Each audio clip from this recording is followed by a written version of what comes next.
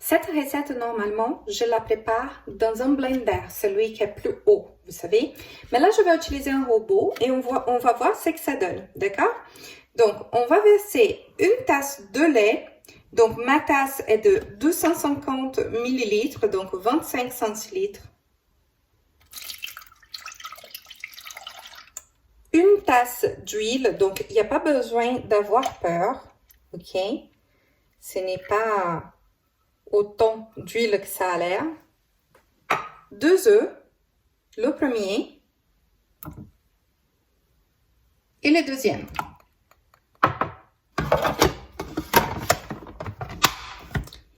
Et c'est parti pour mélanger.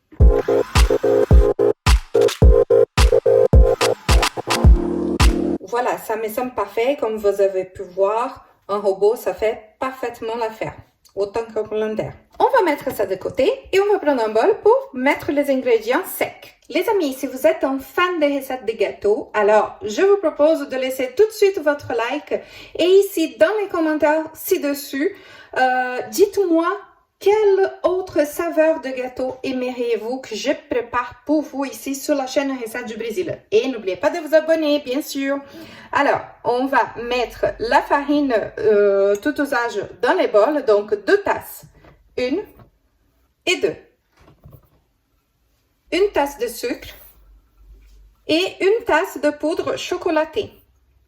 Donc franchement, ça va faire un super gâteau au chocolat, très économique. Ah Andrea, ça va pas être trop sucré parce qu'il y a une tasse de sucre, une tasse de chocolaté, de poudre chocolatée comme ça. Écoutez, faites-le selon votre goût. Si vous accompagnez la chaîne des recettes du Brésil, je pense que vous avez compris que les Brésiliens sont des dents sucrées.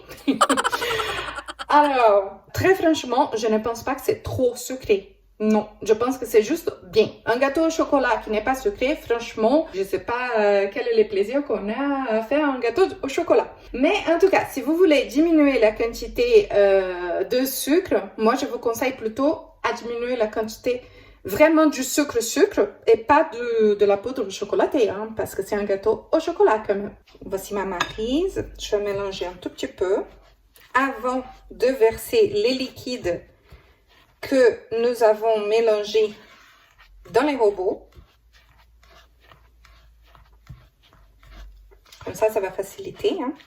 Au moins une partie à mélanger. Et maintenant, je vais verser mon mélange ici. Voilà.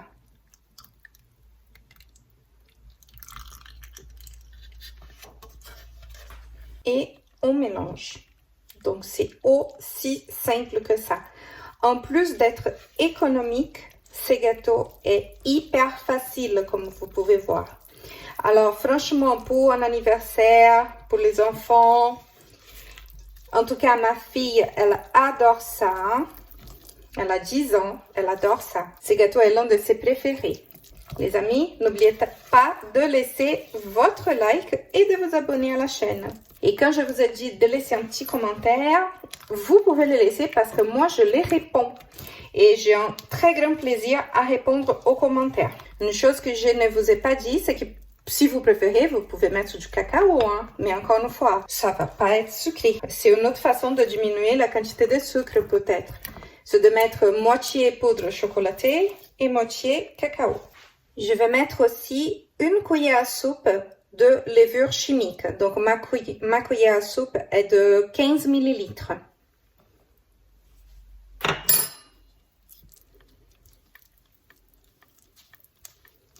Vous pouvez trouver la recette complète sur le site de Recettes du Brésil.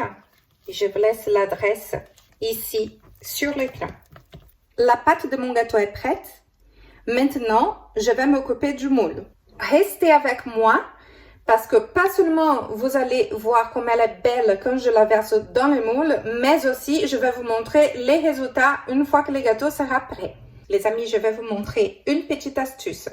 Si vous ne voulez pas salir plein de choses pour faire votre gâteau, salir un pinceau pour devoir le laver après et tout ça.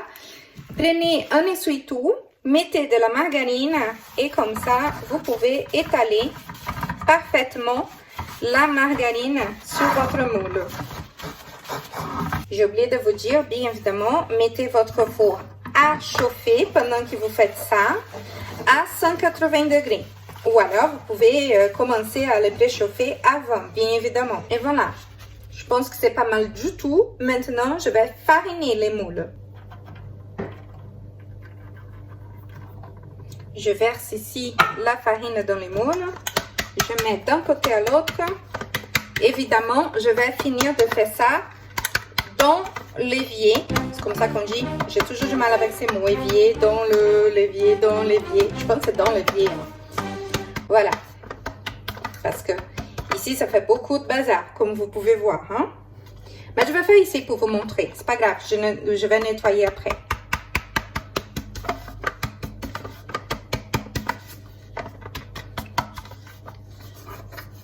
Voilà. Et je vais finir vraiment dans mon évier parce que je vais mettre tout ici sur cette partie du moule. Voilà, mon moule est bien fariné. Et je vais verser mon gâteau. Regardez cette pâte comme elle est belle. Magnifique. On va voir un peu mieux là.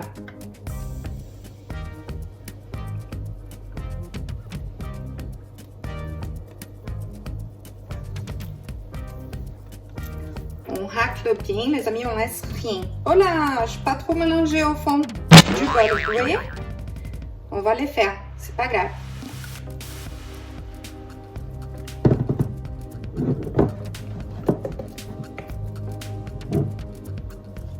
Voilà, c'est fait.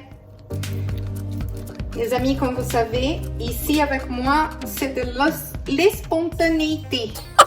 Il n'y a rien de fake. C'est la pure réalité. S'il y a quelque chose qui ne va pas, je vous montre. Si je corrige, je vous dis comment j'ai corrigé parce que ça vous permettra de faire pareil à la maison et de réussir vos recettes.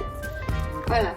C'est bien que ça, bon, ce serait pas un trop gros raté, hein, mais quand même, c'est pas bien d'avoir des parties de farine sur les gâteaux. Et là, on étale. J'ai jamais utilisé ces moules-ci de cette taille-là pour cette recette. Mais comme je les trouve très beaux, j'ai décidé de l'utiliser. Je vais vous dire quel est le diamètre du moule. Alors, il fait presque 27 cm. Donc, à l'intérieur, c'est plutôt 25,5. Oui, et la hauteur, la profondeur du moule, 7. Donc, 25,5 et 7 de hauteur. On va les mettre au four maintenant à 180 degrés. Alors, les amis, voici mon gâteau. Je vais les secouer. Vous allez voir, il ne colle pas du tout. Vous voyez?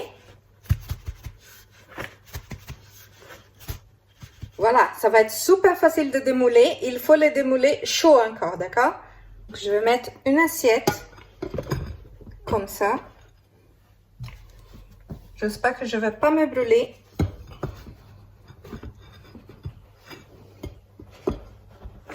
Hop.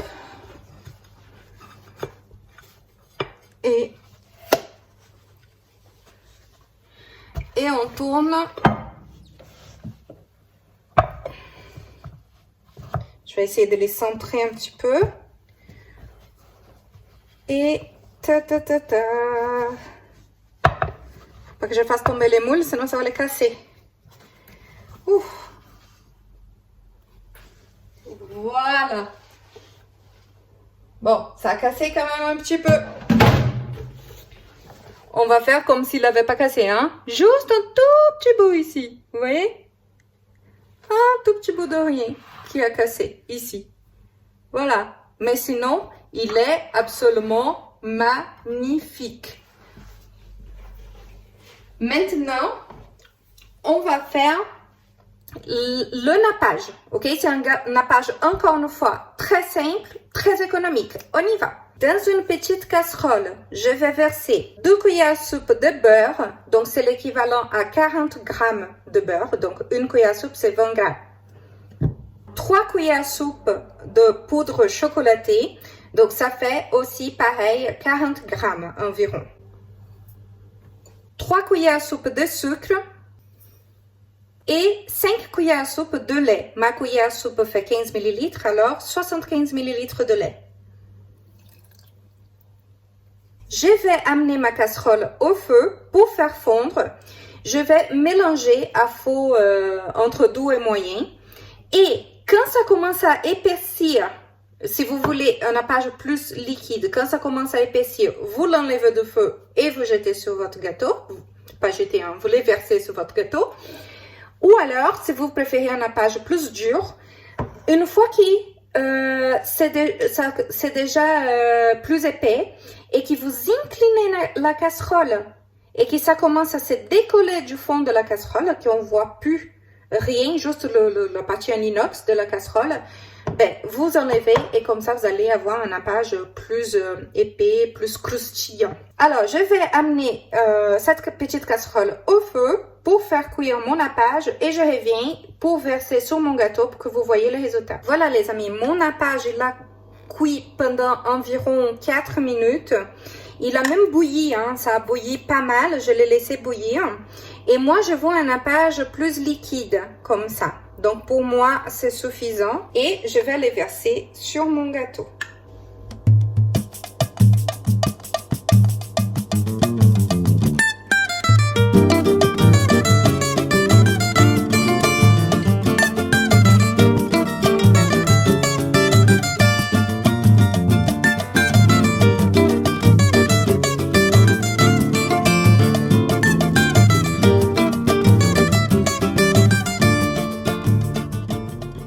Voilà.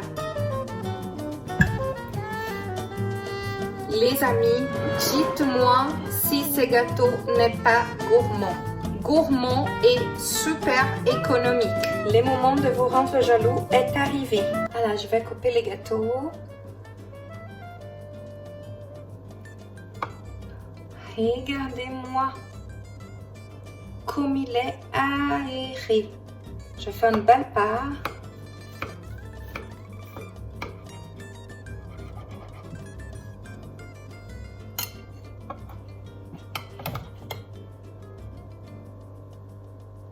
Regardez comme il est aéré.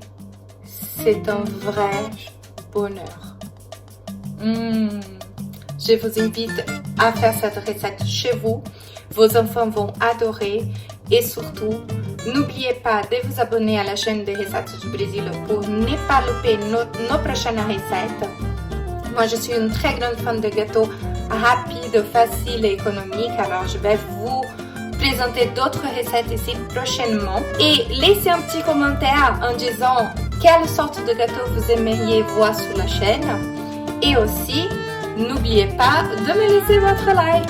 Je vous remercie d'avoir resté avec moi jusqu'à la fin. Et je vous dis à très bientôt sur Recettes du Brésil.